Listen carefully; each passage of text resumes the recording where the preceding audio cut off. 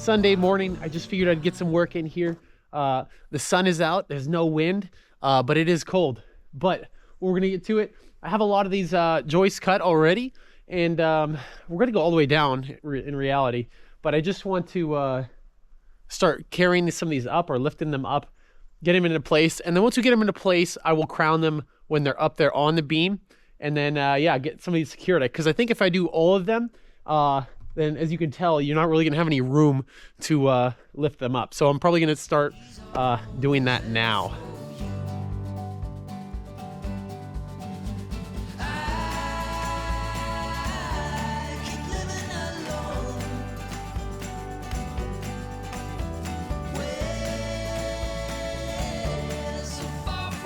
I figured I'd throw my hard hat on, working down there under these. I don't want to get knocked out here by myself. So we are going to be first crowning these, and which means, I'm assuming if you're building a house, you know what crowning is.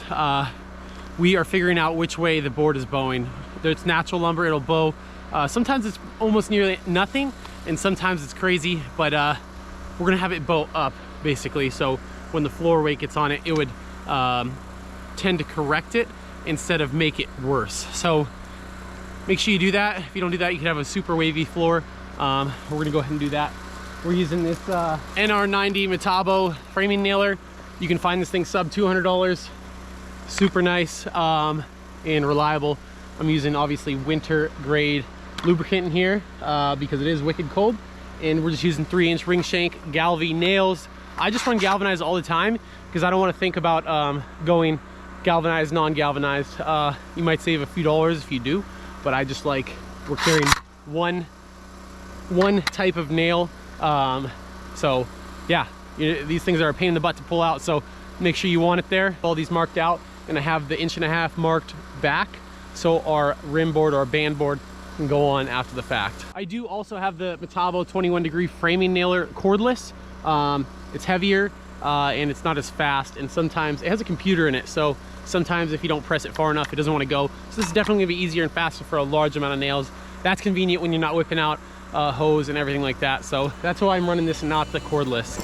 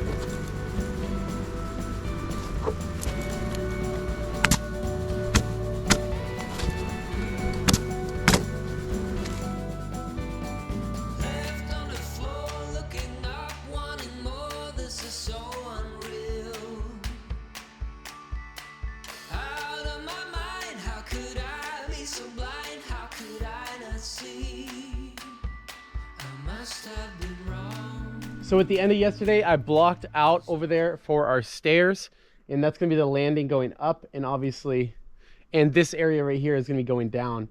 I cut everything else here. I didn't bore you with that. I just used my tractor to move that lumber around. And basically everything is cut except the rim, and then there's gonna be a few spots we're gonna have to put it there. So I'm just gonna run down and start nailing these things in.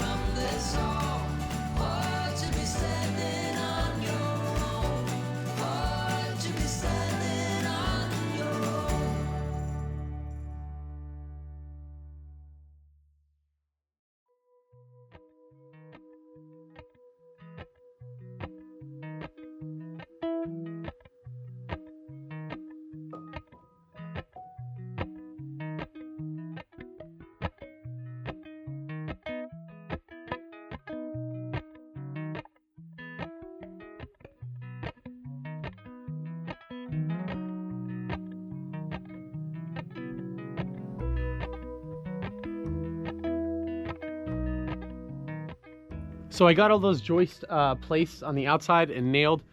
Some of them were a little bit long, so I had to go trim a few, which it is what it is. Make it right ahead of time. That way your rim joist isn't sticking out further than it should be. Everything's all nice and straight there. I started blocking on our center on the beam over there yesterday.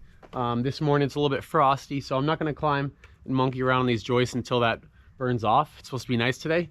So right now I'm doing our rim joists, and I just got our straight boards, as straight as boards as you can get. It's going to make your life easier to get them flush on each joist. And yeah, because stuff varies. It's natural. It's a natural product.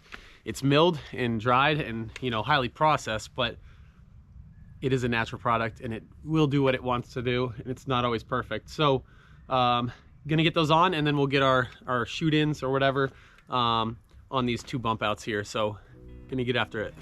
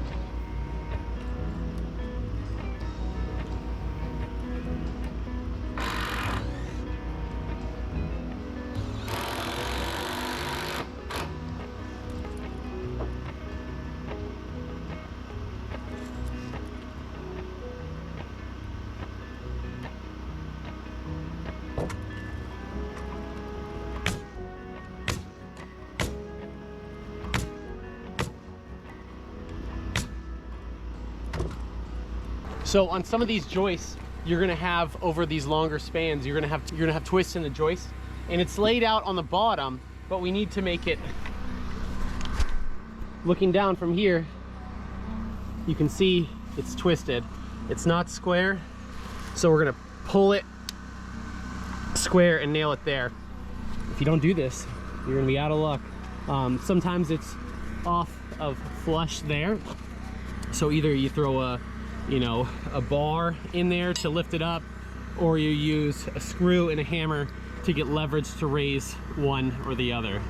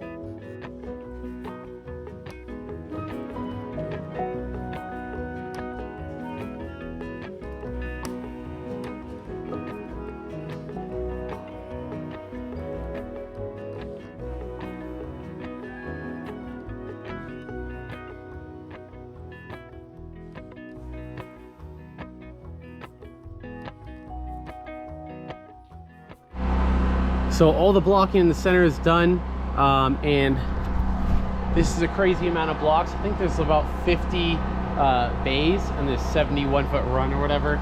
So, you know, I'm doing 1, 2, 3 runs, so we're almost 150 blocks measuring. Most are 14.5 inches for the 16 on center spacing, but there's a few others with our double blocking and our stair opening and whatnot in the end there. So I just made this jig, and I'm throwing my 2x12s up here, slide it down, it goes under,